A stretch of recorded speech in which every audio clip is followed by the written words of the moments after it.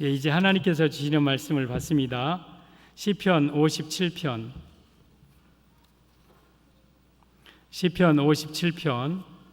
6절에서 11절, 구약성경 843쪽. 시편 57편 6절에서 11절 함께 말씀을 받습니다. 시편 57편 6절 시작. 그들이 내 걸음을 막으려고 그물을 준비하였으니 내 영혼이 억울하도다. 그들이 내 앞에 웅덩이를 팠으나 자기들이 그 중에 빠졌도다. 하나님이여, 내 마음이 확정되었고 내 마음이 확정되었사오니 내가 노래하고 내가 찬송하리이다. 내 영광아 깰지어다. 비파야 수금아 깰지어다. 내가 새벽을 깨우리로다. 주여, 내가 만민 중에서 주께 감사하오며 문나라 중에서 주를 찬송하리이다. 무릇 주의 인자는 커서 하늘에 미치고 주의 진리는 궁창에 이르나이다. 하나님이여, 주는 하늘 위에 높이 들리시며 주의 영광이 온 세계 위에 높아지시기를 원하나이다. 아멘. 예수님밖에 없습니다. 우리 예수님 붙들고 한 사람도 지옥 가지 않고 다 천국 가는 성도들 되기를 바랍니다. 앞뒤 좌우에 인사합니다. 오직 예수님 지옥 가지 말고 천국 갑시다. 오직 예수님 지옥 가지 말고 천국 갑시다. 한 번 더. 예수님밖에 없습니다. 예수님만 사랑합니다. 우리 성도 여러분, 예수님만 생명처럼 붙잡기 바랍니다. 그래서 한 사람도 지옥 가지 않고 다 천국 가고 이 땅에서 축복을 누리면서 살아가는 복된 성도들 되기를 바랍니다. 오늘도 저는 예수님 전하겠습니다.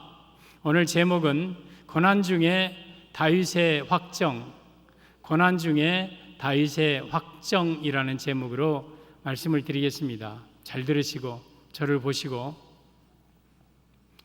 오늘 시편 57편의 표제 1절 위에 있는 것을 보면 이 다윗이 사울을 피하여 굴에 있던 때에 쓰여진 시편입니다. 다윗을 통해 하나님이 쓰신 하나님의 말씀이죠.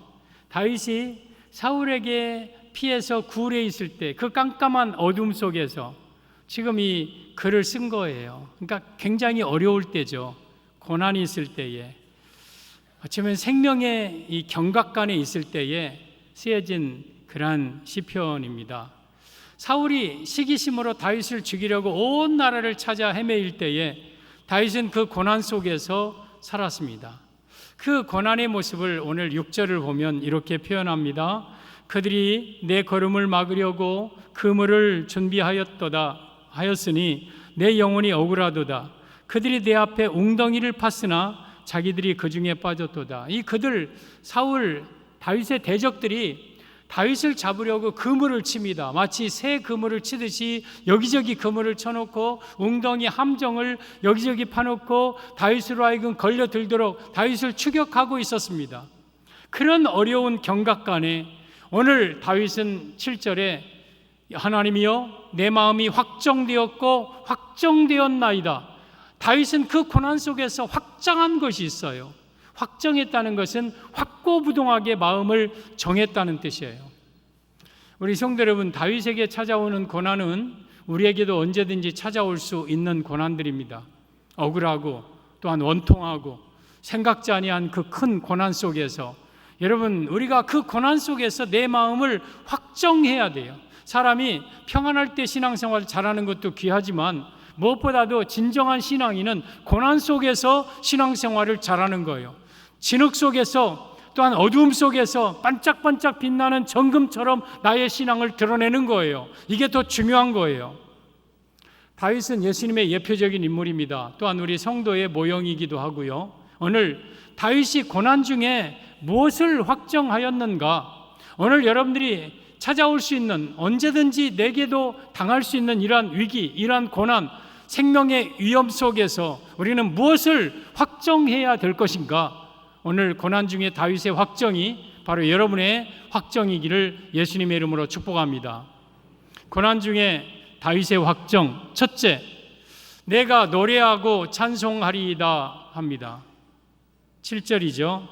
하나님이여, 내 마음이 확정되었고 내 마음이 확정되었사오니 내가 노래하고 내가 찬송하리이다. 고난 속에 내가 확정한다, 노래하고 찬송한다. 이 말씀의 의미는 고난 중에 하나님께 찬송할 것을 확정했음을 의미합니다. 사랑하는 성도 여러분, 고난 중에 다윗의 확정은 내가 이 고난 속에서 하나님을 찬송할 것이다. 다윗은 얼마나 억울합니까?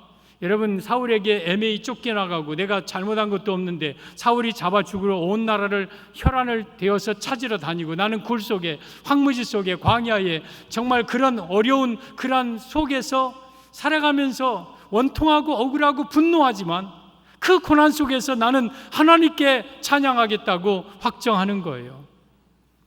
다윗은 억울하고 원통하고 복수심에 살지 않았어요. 또 그 어려움 속에서 다윗은 절망과 낙심과 좌절 가운데도 살지 않았어요. 하나님, 내게 이런 고난이 오지만 나는 이 고난 속에서 내가 하나님을 찬송하고 하나님을 노래하겠나이다 확정했어요. 성도 여러분, 여러분에게 있어서 고난이 찾아올 때, 여러분들에게 어려운 일이 있을 때에 낙심하고 좌절하지 마십시오. 시편 24편 10절에 오면 만일 환난 날에 내가 낙심하면 내가 내 미약함을 보임이니라. 내가 환난 당한다고 고난 당한다고 내 마음이 무너지고 낙심하고 좌절하고 절망하고 있으면 마귀에게 여러분의 미약함을 보이는 거예요. 마귀에게 약점 잡히지 마십시오. 마귀에게 여러분의 약한 모습을 보이지 마십시오. 고난 속에서도 하나님을 찬송하고 하나님께 영광을 돌리시기를 바랍니다. 7절 8절 오면 내 영광아 깰지어다 비파야 수금아 깰지어다 내가 새벽을 깨우리로다. 지금 이 다윗은 그 비파와 수금, 악기를 잘 다루는 사람이었어요. 그래서 내가 그 고난 속에 비파와 수금을 먼지 속에 묻어두지 않고 비파와 수금을 깬다. 그 악기를 통해서 내가 여호와를 찬양하겠다. 이것이 내가 확정이다, 확정. 여러분, 다윗은 원래 찬양을 참 좋아하는 사람이었어요. 그리고 수금을 잘 타는 사람이었어요. 우리 베들레헴의 이 목동으로서 생활할 때 양들을 이제 풀을 뜯겨 놓고 물을 마시게 하고 다윗은 수금을 들고 양들 틈에서 찬양을 하죠. 그 찬양 중에 하나가 시편 8편인데 여호와 우리 주여 주의 이름이 온 땅에 어찌 그리 아름다운지요 주의 영광이 하늘을 둘렀나이다. 또 주의 손가락으로 만드신 주의 하늘과 주께서 베풀어 두신 달과 별들을 내가 보오니 사람이 무엇이간데 주께서 그를 크게 여기시며 주께서 인자가 무엇이간데 주께서 그를 존귀 여기시나이까. 찬양을 합니다. 그 찬양 소리를 듣고 양들은 평화롭게 이렇게 불을 뜯고 있는 거예요. 밤하늘에 쏟아지는 그 별들을 바라보면서 그 은하수를 바라보면서 또 다윗은 이렇게 찬양합니다. 시편 19편입니다. 밤은 밤에게 말하고 낮은 날에게 지식을 전하니 언어가 없고 들리는 소리도 없으나 그 소리가 온 땅에 등하고 그 말씀이 세계 끝까지 이르로다. 그 수많은 별들 말은 하지 않지만 그 속에 하나님의 언어로 하나님을 찬양하는 그 영광을 바라보면서 찬양하는 다윗. 역시 고난당할 때에 비파와 수금을 그저 묻어놓지 않고 그 악기를 통해서 내가 하나님을 찬양하겠다, 하나님을 노래하겠다. 이것이 고난 가운데 다윗의 확정이었습니다. 우리 성도 여러분, 여러분들이 힘들고 어려울 때에도 하나님께 찬양하며 살기를 바랍니다. 하나님께 찬송하면서 살기를 바랍니다.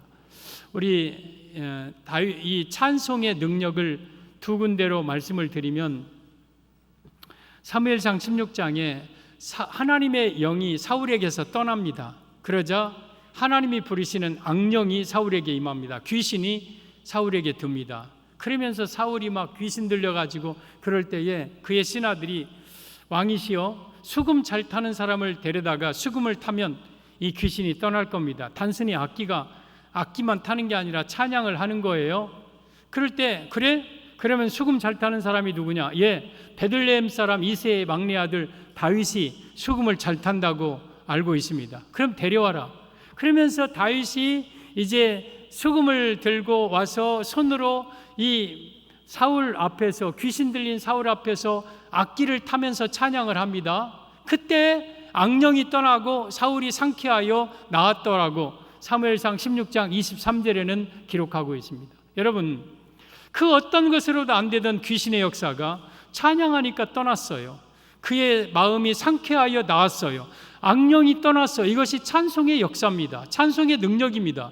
여러분들의 삶 속에 힘들고 어려운 일, 병든 일, 고통스러운 일이 있으면 찬송하십시오. 찬송하면 그 문제를 통해서 우리 하나님 찬송을 통해서 문제를 해결해 주시고 질병을 치유해 주실 것입니다. 또 여호수아 6장에 오면 이스라엘 백성들이 요단강을 건넙니다. 그러면서 이제 그 가나안 땅의 첫 성 여리고성이 딱 버티고 있습니다. 굉장히 큰 성입니다. 그때에 하나님께서 여호수아에게 여호수아야, 내가 여리고와 그 왕과 그 용사들을 내 손에 붙였으니 너희 모든 군사는 성을 둘러 매일 한 번씩 돌되 엿새 동안 그리하고 일곱째 날은 7바퀴 돌아라. 그러면서 우리 도는 방식을 가르쳐 줍니다. 1, 군대가 전군이 가고 중간에 법궤를 맨 제사장들이 법궤를 메고 그 앞에는 제사장들이 7 양각나팔을 잡고 7 양각나팔을 불면서 그리고 뒤에 후군이 따르고 그러면서 하루 한 번씩 돌고 7번째 날은 7바퀴를 돕니다. 항상 그들은 나팔 소리를 듣고 그들이 여러분 이 행진을 합니다.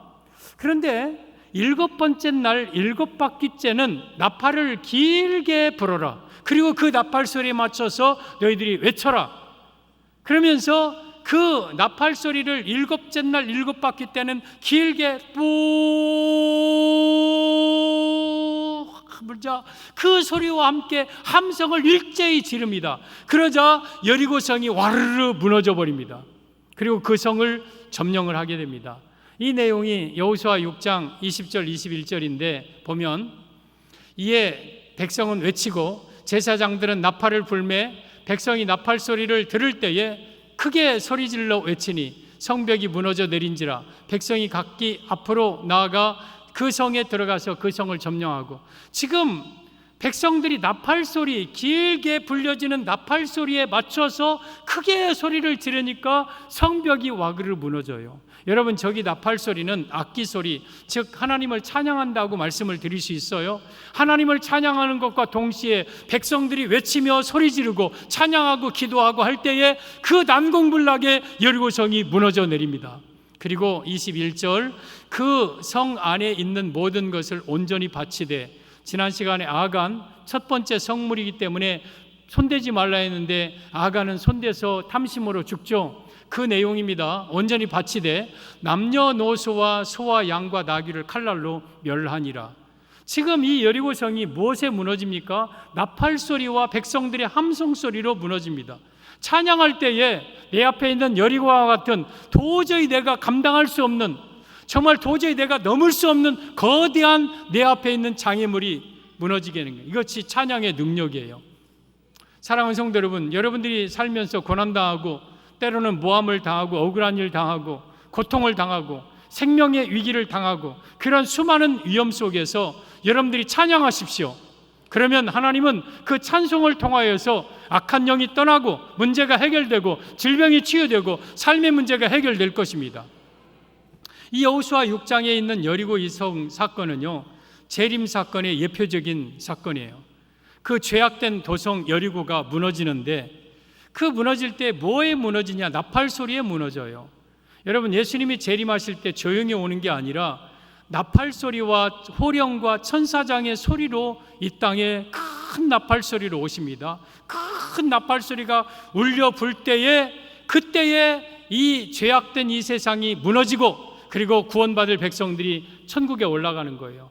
여러분 우리 예수님이 이 땅에 오실 때에 찬송과 함께 오시는 거예요. 그래서 우리가 그 찬양과 함께 우리 하나님 앞에 들림받아서 영원한 천국에서 영원히 찬송하면서 사는 거예요. 이것이 찬송의 능력입니다. 따라서 여러분들이 힘들고 고통스럽고 어려울 때에 이 굴 속에 숨어서 내가 때로는 정말 생명의 위기를 만날 때에도 작정하십시오. 확정하십시오. 나는 내가 노래하고 내가 찬송하겠다. 어떤 고난 속에서 나는 찬양하며 살겠다. 이것을 확정하시기를 바랍니다. 고난 중에 다윗의 확정 둘째, 새벽을 깨우리로다 합니다. 8절이죠.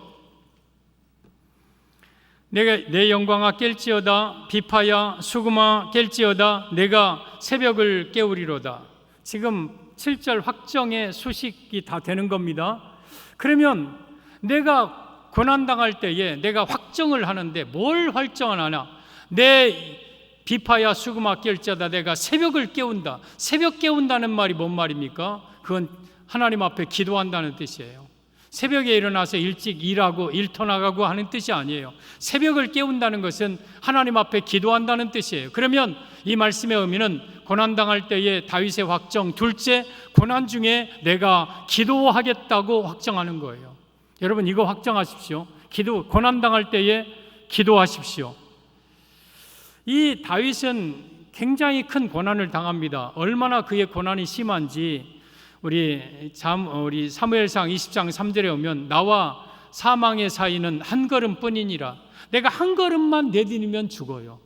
내 주변에는 항상 사망이 위험이 있어요. 그만큼 경각간의 위기 가운데 있었던 것이 다윗이에요. 그런데 그때 내가 그 속에서 좌절하고 절망하고 벌벌 떨고 무서워 두려워하는 게 아니라 내가 하나님 앞에 기도하겠다. 또 이런 위기 가운데 내가 사람을 찾아가 사람을 도움을 구하고 위기를 또 모면하려고 하는 게 아니라 내가 하나님께 기도하겠다. 이것을 내 마음이 확정한다. 여러분이요, 어렵고 힘든 일 당할 때 낙심하고 좌절하지 말고 사람을 도움을 구하며 이 사람 저 사람 도움을 구하지 마시고 하나님께 기도하기로 확정하십시오.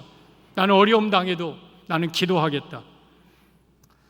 여러분 다윗이 그 수많은 어려움을 당할 때에 이 이스라엘에는 다윗을 도와줄 자가 없다고 생각을 했어요. 그래서 저 블레셋 왕 아기스에게 가면 나를 도와줄 것이다. 그래서 아기스 왕에게 망명을 신청을 합니다. 아기스가 받아줍니다. 왜? 사울에 쫓겨난 다니는 몸이기 때문에 그 사울의 대적이라 생각을 하고 받아줍니다. 그런데 이 블레셋 장수들 방백들이 아기스 왕에게 왕이시여, 저 지금 망명 온 저 다윗이 누굽니까? 우리 장군 골리앗을 죽인 자 아닙니까? 그 여인들이 천천만만 찬양하던 자가 아닙니까? 지금 저렇게 망명 왔는데 어느 순간 창날을 돌려서 우리의 목에 창을 겨누면 우리는 어떻게 됩니까? 저 자를 지금 죽이소서. 어차피 우리가 왔으니까 죽일 수 있는 좋은 절호의 기회니까 다윗을 죽입시다. 그러자 아기스 왕이 대체 그러겠구나. 이것을 감지하고 다윗이 아차, 내가 지금 잘못 왔구나. 사자의 굴로 내가 들어왔구나 하면서 그때 다윗을 살아나기 위해서 한 일이 미친 짓이었어요. 미친 짓. 다윗은 그때 미친 채를 합니다. 막 침을 막 흘리고 그 다음에 눈을 뒤집어 까고 원숭이처럼 재주를 부리고 대문을 끄적끄적거리면서 우하고 막 미친년처럼 미친자처럼 막 소리 지르고 막 그럽니다. 그러자 이 블레셋 사람들이 우리 땅에 미친 것이 없어서 저 미친 것을 두느냐, 쫓아버려라 그래요. 그래서 다윗이 그때 이 블레셋에서 쫓겨납니다. 그래서 생명을 유지해요. 그리고 다윗이 작정합니다. 내가 아무리 힘들어도, 아무리 죽으면 죽었지, 내가 사람 찾아가서 도움 구하지 아니하리라. 내가 사람 의지하지 아니하리라. 이것이 다윗의 작정이고 확정이었어요. 사랑하는 성도 여러분, 과거에는 여러분들이 어려움 당했을 때에 사람 찾아가서 도움을 구했을지 모르겠어요. 이 사람 저 사람에게 나 좀 도와달라고 했을지 모르겠어요. 그러나 이제 오늘 이후로는 사람에게 도움을 구하지 마십시오. 사람을 의지하지 마십시오. 여러분 아무리 힘들고 어려워도 기도하기로 확정하시고 하나님께만 기도하시기를 바랍니다. 이것이 하나님을 인정하는 것이고 하나님은 그러한 기도하는 자를 도와주시는 거예요. 오늘 57편 1절을 보면 하나님이여 내게 은혜를 베푸소서, 내게 은혜를 베푸소서. 내 영혼이 주께로 피하되 주의 날개 그늘 아래에서 이 재앙들이 지나기까지 피하리이다. 지금 내게 은혜 베풀어 달라고 똑같은 시입니다. 똑같은 상황입니다. 하나님이여 내게 은혜 베풀어 주소서. 내게 은혜 베풀어 주옵소서. 이 내 영혼을 주께 피하오니 내 재앙이 지나기까지 주의 날개 그늘 아래 나를 좀 덮어 주소서. 하나님의 은혜를 구하는 기도죠. 2절 내가 지존하신 하나님께 부르짖으며 곧 나를 위하여 모든 것을 이루시는 하나님께로다. 내가 지존하신 하나님께 나는 부르짖는다. 이것이 다윗의 확정이었어요. 우리 성도 여러분, 고난당할 때 다윗은 그 이후로 사람 찾아다니지 않았어요. 절망하고 좌절하고 두려워 떨지 않았어요.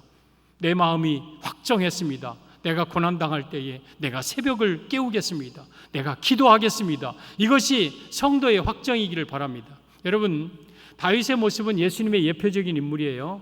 예수님의 모습이에요. 다윗이 지금 많은 고난 가운데 있는 것은 이 땅에 오신 예수님의 고난을 의미하는 거예요. 어쩌면 다윗이 17, 8세에 골리앗을 물리치고 30세 왕이 될 때까지 그 기간은 이 땅에 예수님이 이 땅에 오신 그러한 초림 예수님의 모습이에요.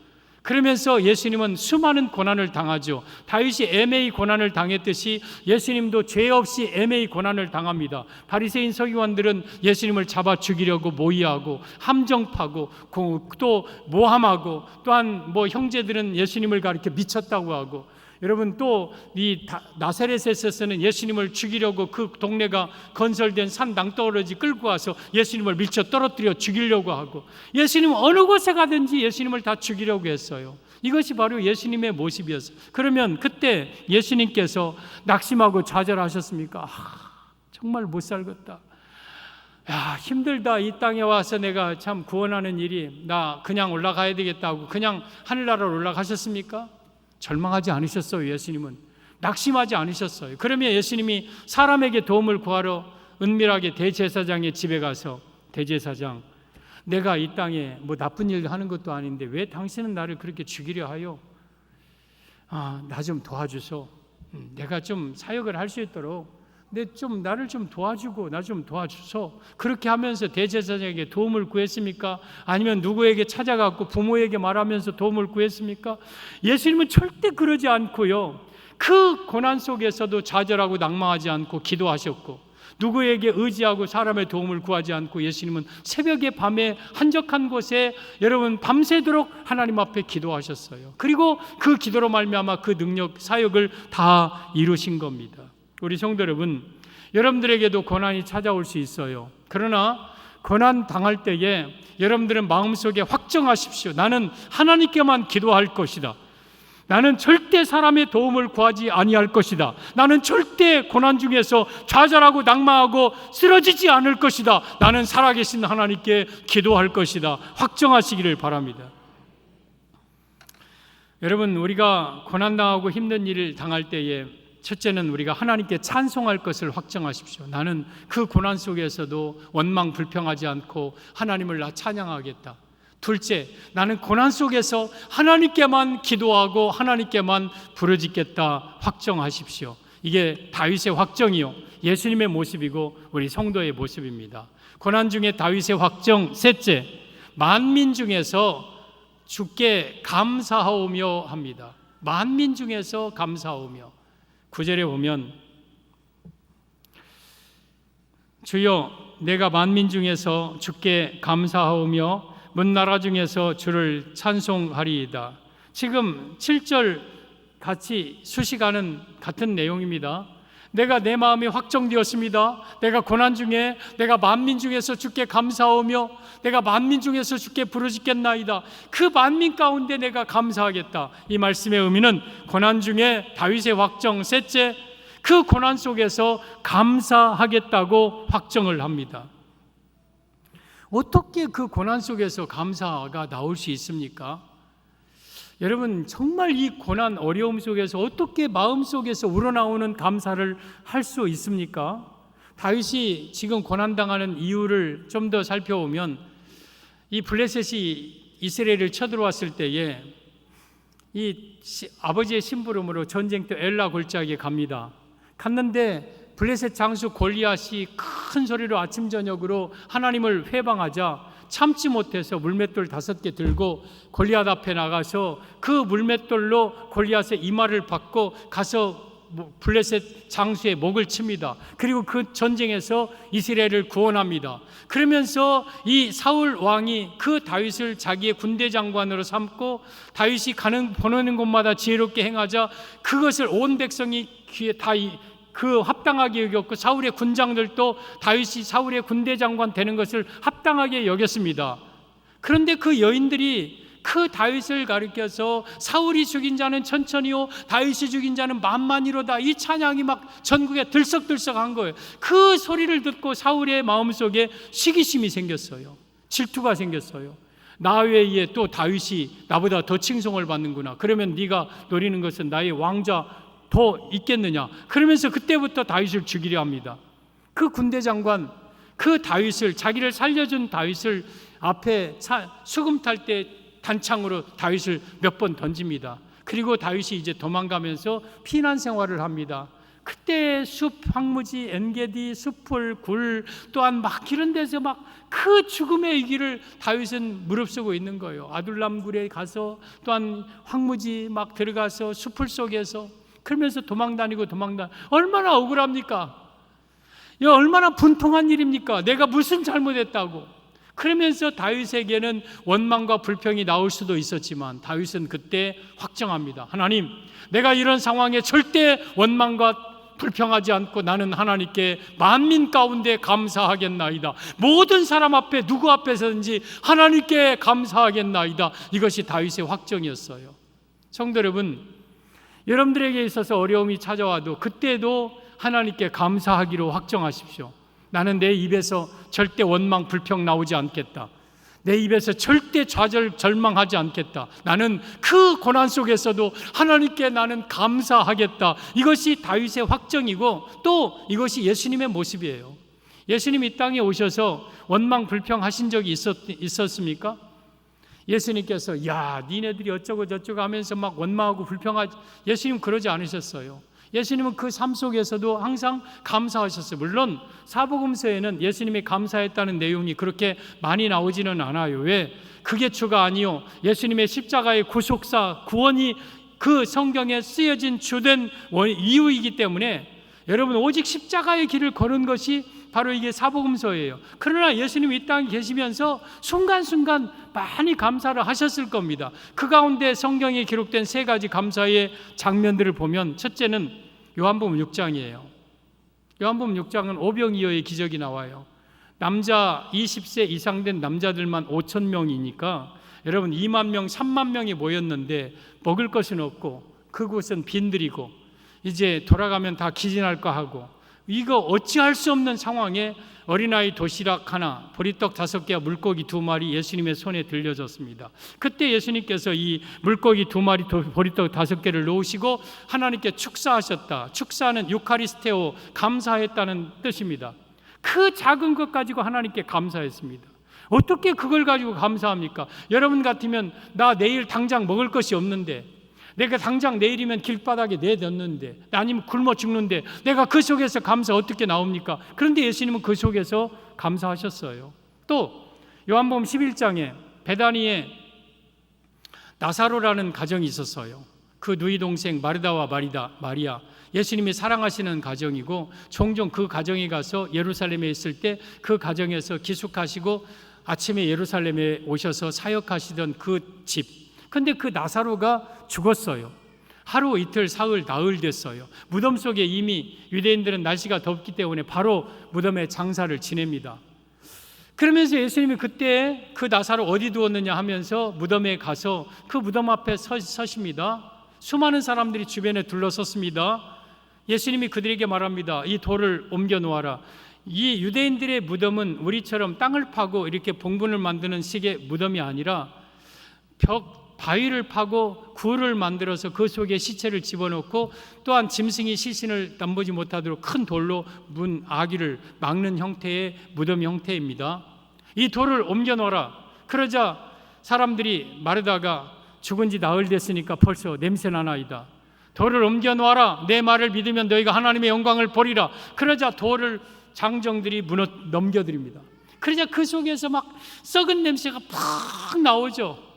그 냄새 앞에서 우리 예수님은 손을 들고 아버지여, 내 말을 들으시는 것을 감사하나이다. 지금까지도 내 말을 들으신 것을 감사하나이다. 둘러선 내가 이 말씀하옵는 것은 둘러선 무리를 위함이니 하면서 그 무덤을 향하여서 나사로야 나오너라. 그러자 나사로가 무덤 속에서 수족을 배로 동인 채로 걸어서 나옵니다. 그러면서 그들로 하여금 하나님의 영광을 보게 만듭니다. 이때 무덤 앞에서 예수님은 감사했어요. 죽음 앞에서, 절망 앞에서, 냄새나는 악취 앞에서, 무덤 앞에서 감사하셨어요. 또 한 번은 누가복음 22장 19절인데 마지막 이제 최후의 만찬하고 이제 그 다음 바로 겟세마네 동산에서 기도하시다가 이제 검과 몽치를 든 자들에게 잡혀 십자가의 길을 걷는 그 마지막 제자들과 함께 예루살렘의 어느 다락방에 모여서 제자들에게 떡과 포도즙을 주시면서 감사하셨습니다.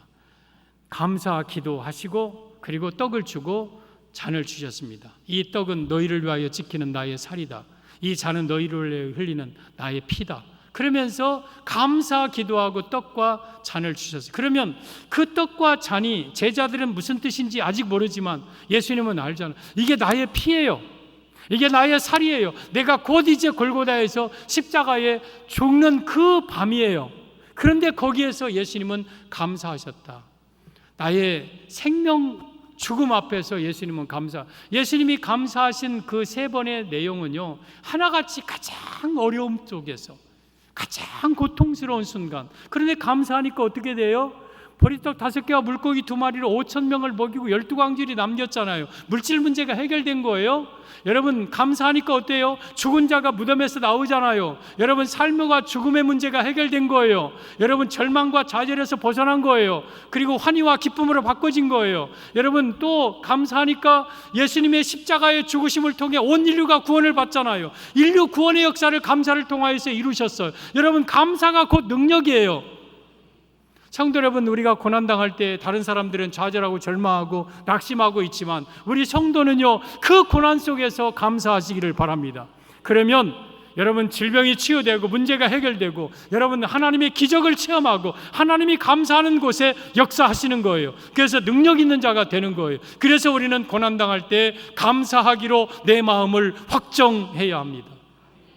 오늘 다윗의 확정은 우리 성도의 확정이며 예수님의 모습입니다. 첫째는 내가 고난당할 때 하나님을 찬송하겠다.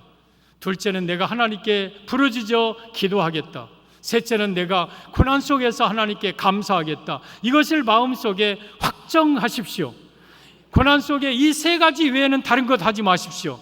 그래서 고난당할 때에 하나님을 찬양하고 고난당할 때 하나님 앞에 은혜를 구하며 기도하시고 고난 속에서 내가 만민 가운데 하나님 앞에 감사하면 여러분의 삶을 존귀하게 다윗과 같이 위대한 인물들로 변화시켜 줄 것입니다. 이 은혜가 여러분에게 임하시기를 예수님의 이름으로 축복합니다.